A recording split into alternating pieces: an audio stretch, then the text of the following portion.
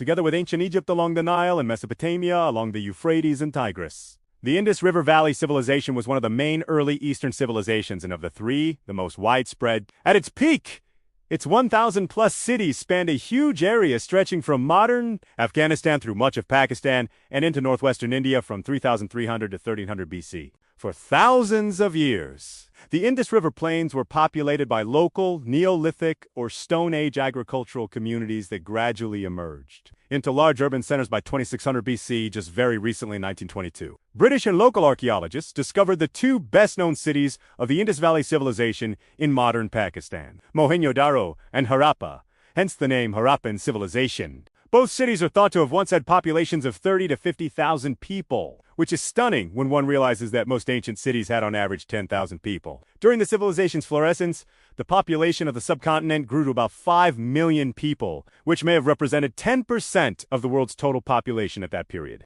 Not only were Indus cities among the world's earliest major urban centers, but also some of the most sophisticated cities of their time with advanced engineering and urban planning. Cities had multi-story homes made out of uniformly sized bricks along perpendicular streets, demonstrating a high degree of skill and urban planning. Also, cleanliness and hygiene were a matter of great importance. As cities featured the world's first urban sanitation systems, most homes had flush toilets and were connected to a centralized, elaborate drainage system that used gravity to carry waste out of the city, and big sewer ditches that ran under the main avenues. That plumbing system was more advanced than that of cities built thousands of years later, including even some contemporary urban sites. As other sites were discovered, the same degree of sophistication and pre-planning came to light, as well as the understanding that there was conformity to a single vision. These findings suggest that there must have been some form of government, but very little is known about the civilization's institutions and systems of governments. We do know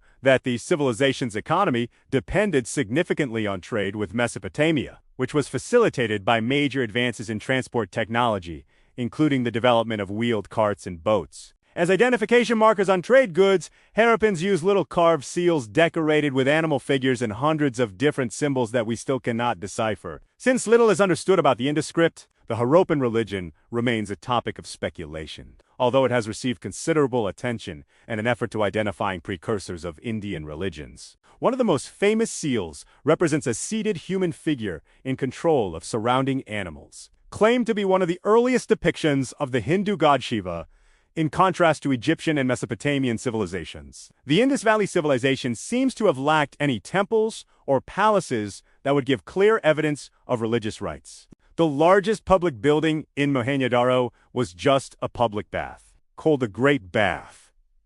It is speculated that it might have served as a baptismal pool, since later Indian culture placed a huge emphasis on ritual purity, which is the basis of the caste system. Important Harappan innovations include standardized systems and tools for measuring length and mass, as opposed to other ancient cultures.